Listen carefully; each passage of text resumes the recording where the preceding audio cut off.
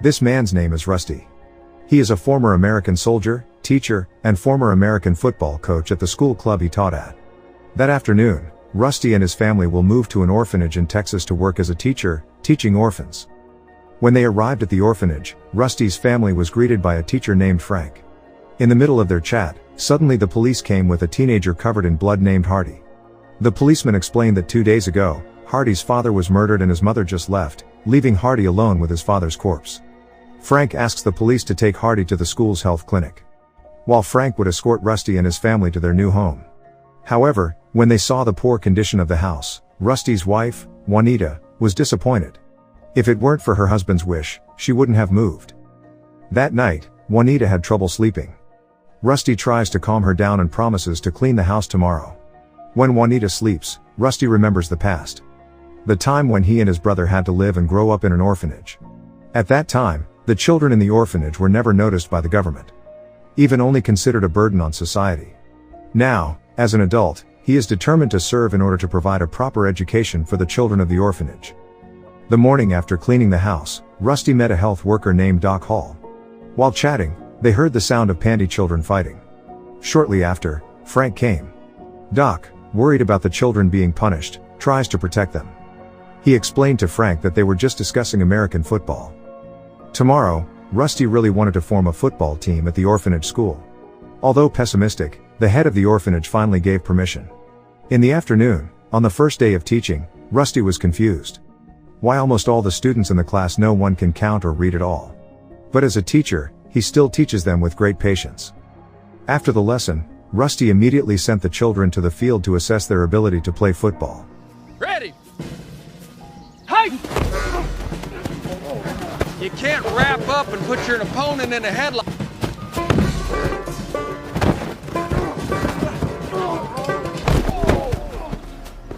What the hell, Hardy? All right, son? I'm here. You just got your bell rung. The next day, in the office of the head of the orphanage, Frank said what Rusty did was useless, because the orphans had no talent. It is better for them to learn how to print brochures so that when they grow up, they can work in factories. So, without the knowledge of the head of the orphanage, all this time in the middle of class, Frank had been secretly telling the children to print brochures to resell. He even did not hesitate to hit them with a stick if they made a mistake. Unfortunately, the head of the orphanage, who never knew about the exploitation of children, thought Frank was a good teacher. Instigated, the head of the orphanage then called Rusty and told him to stop coaching football. He felt he learned to know the world of work better than just the world of sports. After all, the requirements for passing the exam are also assessed from reading and writing skills, not sports. Especially now to read just one sentence, the orphans are still not fluent. But instead of being discouraged, Rusty was even more challenged. With the help of his wife, he was determined to teach them even more. Those, these, there, that. But our focus will be on learning through intense practice so that we can pass this test together. But you're not most boys, are you? You need to focus. Is this test going to cover female parts? Sharpen my skills. Oh, right, boys. It's from Dutch Meyer, Texas. Teach you how to become ladies. Thank you. Exam day arrived. All students try to solve the exam questions given. That night, in the yard, Rusty looks worried if the kids don't pass. Unlike her husband, Juanita actually looks calm. Since helping teach here, he has begun to accept the situation. Even feel much happier than where he lived before. That afternoon, while practicing football, the head of the orphanage came and told him the results of yesterday's exams. Out of 17 children, only 5 failed, while the rest passed with mediocre grades.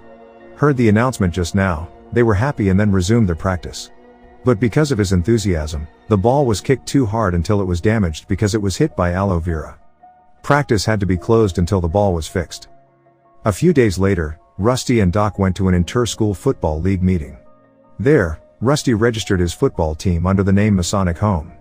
But the league president refused the application, because Rusty's school had only a few students. According to the regulations, each school is required to have a minimum of 500 students. Doc then replied, according to the rules, even though the number of students is less, but if the participants from other schools don't mind, then Masonic Home can still join. After a long discussion, the committee decided that the registration of the Masonic Home team in the inter-school futsal championship was accepted. After returning from there, when Rusty conveyed the decision of the meeting, All the children looked very happy. It was the first time in their lives that the orphans who were always considered a burden could have hoped for achievement. Weeks of practice until finally the day of the inter-school tournament arrived. But because it's the first time the Masonic team has competed and it's still not together, none of the kids can play properly. Even when Hardy managed to score the first point, the point was disallowed by the referee because his friend made a foul. The whole team fights and blames each other. Although embarrassed, Rusty and Doc still tried to calm them down. In that first match, Masonic Home lost 30-50. The next day, when he was dizzy thinking about a new formation, Rusty saw his daughter drawing something. When asked, her little daughter replied that she was drawing a football formation like her father often made. From these scribbles, Rusty immediately got an idea. That night, just as the kids were about to take a shower, Rusty suddenly ordered them all out. On the outside he shows a newfound strategy thanks to his daughter's image. Different from the old formation, this formation relies more on attacking speed to rotate to the outside of the field rather than a physical strength competition in the middle of the field. So no matter how big the opposing team's body size is, they will definitely have a hard time catching up with the Masonic team's speed. However, when Rusty asked what the children thought about this new formation, everyone remained pessimistic and unsure of how to win. The desperation of his football team made Rusty disappointed. He then told me that since childhood, he had lived in the same orphanage as them. Rusty felt lonely and ignored. He does not have parents who support him on the sidelines. Even so, he never gave up and continued to fight for his dreams to become who he is today. He hopes that all the orphans here can also have a strong mentality like him. Then in the middle of the cold night, Rusty told the children to shout that they were proud to be orphans. All right, damn it, get in here.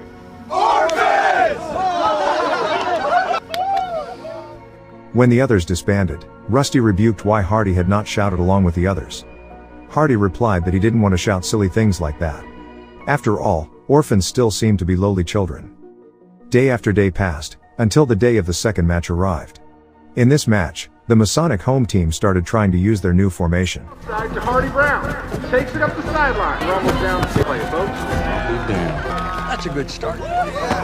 He is. He's fast. We're not looking good, Coach. Dang it. Zone untouched and smile. Touchdown. He's your fat ass. The 5 and touchdown orphan. Unexpectedly, the Masonic team won, thanks to the new formation created by Little Princess Rusty. On the way home, Rusty's car breaks down. Shortly after, another school bus stopped and mocked the Masonic children. Even their coach named Luther came down and mocked them by saying the orphans couldn't possibly beat his football team from a top school. Hearing Luther's words, Rusty could only be patient. The days passed. News of the victory and unique formation of the Masonic Home 12 orphan football team has spread across America. Thanks to the news, many people came just to watch Masonic play live. In the locker room, before starting the match, Rusty deliberately heated up his team. He said that earlier the opposing coach said Masonic Home would definitely lose. Rusty's provocation managed to burn their spirits. He turns upfield. He gets split up. Touchdown orphan. You sandbagging me, Bobber? Every chance. Throws, goes on a wild pitch, stops short of the first down mark. Mercy, Snugs! Ladies and gentlemen, the game is over and Highland... After yesterday's victory, victory after victory was always achieved. Stories of orphans who can win consecutively without losing and even then viral and inspire many people, especially fellow orphans in the Texas area. One day, at the orphanage, a woman came looking for her son who was a Masonic home player named CD. The woman cried asking her son to go home while saying that she regretted ever leaving a CD at this orphanage. But CD refuses. He knows his mother is coming because now he has become a famous football player. CD is so sad. For years he had hoped his mother would come back to pick him up with regrets. But apparently his mother has not changed. Your mother! Hey, now, Get in hold the on. car. Calm down. Get in the car! Girl! Seeley.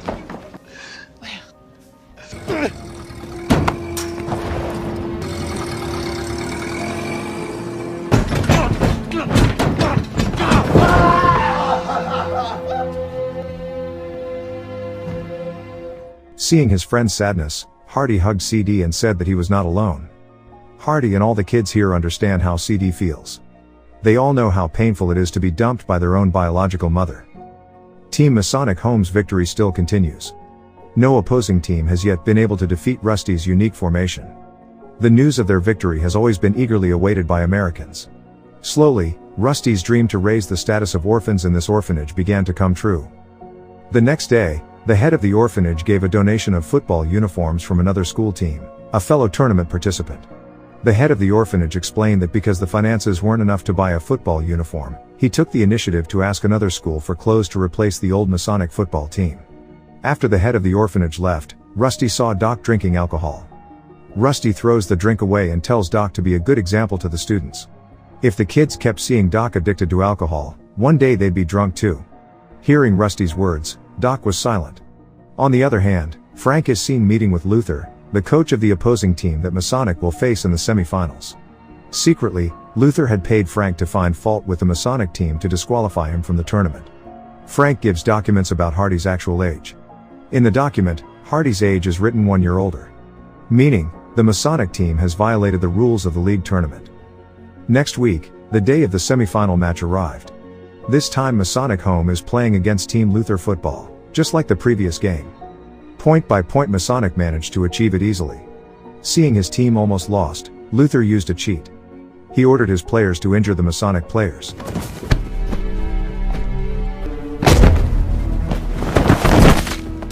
I didn't mean it. When Doc Hall rushed to his side. Carlos, get the stretcher on the double. All right, here we go, gentlemen. But fortunately, despite the lack of one player, Masonic Home still won far above Luther's team. That night, at the orphanage, Frank suddenly burst into the boys' dorm room. He immediately dragged and beat one of the students with a wooden stick until he was battered while saying that this was punishment for peeping at the girls' dormitory. Satisfied, Frank left from there. Hardy, who did not accept his friend being tortured with anger, then beat Frank from behind using Frank's own wooden stick, until the stick broke. Just like Frank, satisfied, Hardy left from there. The next morning, Rusty was shocked when he read the newspaper news about the disqualification of the Masonic Home team because it was considered cheating to include Hardy in the team who was 1 year older than other school children. When he wanted to tell Doc, he was confused as to why one of the students was battered. After hearing the story of Frank's beating last night, Rusty decided to report to the head of the orphanage. But apparently, before Rusty arrived, Frank had already made up a story about last night's incident. Then, he reported back to Hardy. But Rusty didn't care. He kept reporting all the violence Frank had committed from the students' stories so far. Unfortunately, the head of the orphanage trusts Frank more simply because he's a senior teacher here. Hearing the decision of the head of the orphanage, Rusty was very disappointed. At home, he confided in Juanita. Rusty was really tired and couldn't take it anymore if he had to keep fighting alone. Seeing her husband's desperation, Juanita then gave a stack of letters of support sent by Masonic Home fans who for 2 consecutive weeks always came from various regions throughout America. Juanita said that Rusty was not alone. Out there are so many people who support him even though they have never met. While reading a letter on the terrace of the house, all members of the Masonic Home team came and said that since last night's incident, Hardy had disappeared and had not returned to the orphanage. When he heard the news, Rusty was sure that Hardy would return to his old house. The house where Hardy's biological mother had left him alone with his father's corpse. In a stable, Rusty found the boy. He then tells the story of his past. In the past, he had also felt scared like Hardy when he was on the battlefield. Rusty witnessed her brother's death in front of her eyes. Right when his brother died, he thought that in this world there would be no one he could consider home anymore. But the story just now made Hardy angry, because he felt it was unfair to him. The pain was long gone and Rusty was healed too.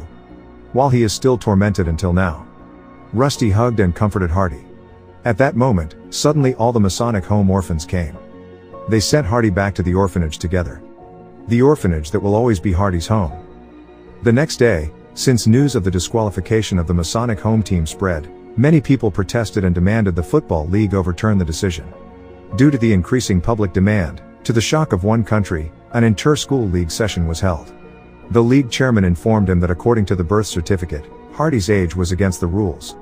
But Hardy checked and he explained that the birth certificate belonged to his late brother who had died a long time ago. So the names of all the boys in the Hardy family are the same.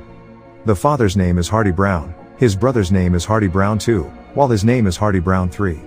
But even though it was explained, the league chairman still wanted to disqualify the Masonic team. It turned out that just like Frank, the chairman of the league also received bribes from Luther.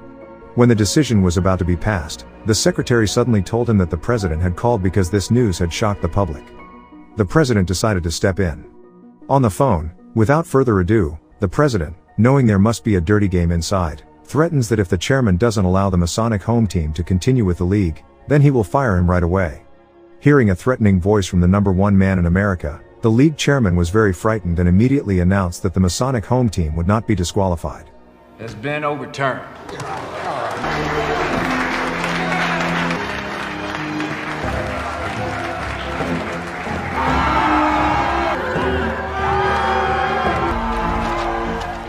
The next day, when the Masonic home team was about to leave for the final match to be held outside the city, everyone was surprised because the police were also there. At first, Hardy was afraid that he would be arrested for beating Frank at that time. But apparently, the police actually encouraged him to win and bring a trophy for this orphanage. The policeman then continued his journey to Frank's office. When he got there, the police said that he got a report about the exploitation of minors and the torture that Frank had been doing for years. Frank is eventually taken to the police station along with a pile of evidence. But in this final match, the opposing team was very tough in the first round. For the first time, their unique formation could not penetrate the opponent's defense at all. The opposing team's score is superior. And, the entire Masonic home team was beaten to a pulp. I'm gonna knock his teeth in. Down right here. You're gonna tell me to block? We're looking. Hey, you haven't come out there so I can head it. No matter how hard we try. You ain't so mighty. What now, coach? I'm a mighty warrior! Rusty was just silent watching his students despair. Everyone blamed each other and complained to each other in pain. They can no longer continue the game.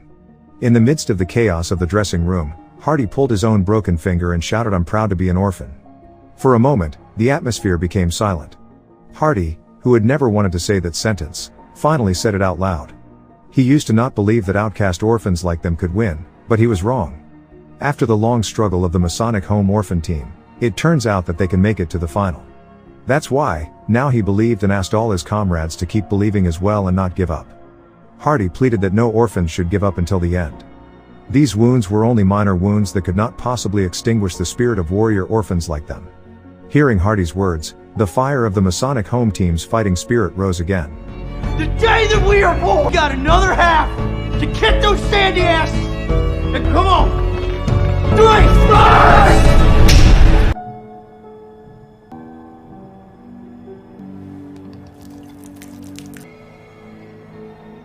Seeing the enthusiasm of his students, Doc felt slapped. Doc, always addicted to alcohol, decides to quit and throws his drink away. Finished setting the strategy, the Masonic children then started the second round match. Now she's got to shuffle that guy off. This is having minimal effect against the sandy. Come on, go! Come on!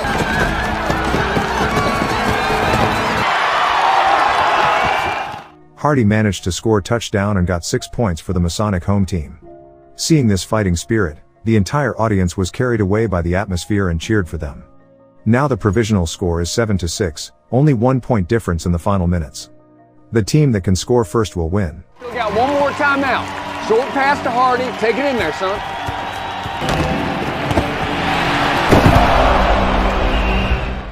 Rusty then asked for a break to change strategy. This time, Masonic will make a trick because the opposing team already knows that Hardy will definitely bring the ball. Then let them focus on chasing Hardy. In fact, he just ran without the ball. Hey! Seeley's gonna run it in himself. In fact, the ball was actually carried by another Masonic player. Their plan was a success. The Masonic team managed to cross the opponent's finish line. Now only 7 seconds left to get the ball to the touchdown line. In the final seconds of determination, Rusty told the children to play freely. They are asked to enjoy the game. It doesn't matter if they win or lose, the most important thing is that they play with confidence and have big smiles on their faces. They have to show the community that orphans are children of fighters. Yeah, you can do this, Snugs. Body bites! All right, Stuart. Come on, boys. Nuts!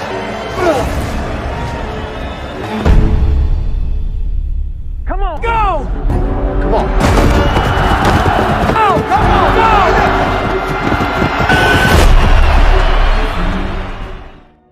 Hardy failed to score touchdown. But only 3 inches left. The Masonic home team lost 7-6. However, in the midst of the disappointment of the opposing team's players, commentators and the audience cheered their support for Masonic home. The story of a team of 12 orphans who started out with nothing has now achieved more than they ever dreamed possible.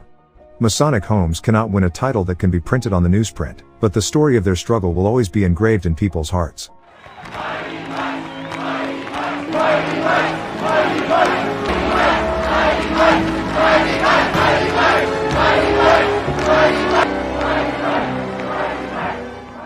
On the way home, Hardy apologized.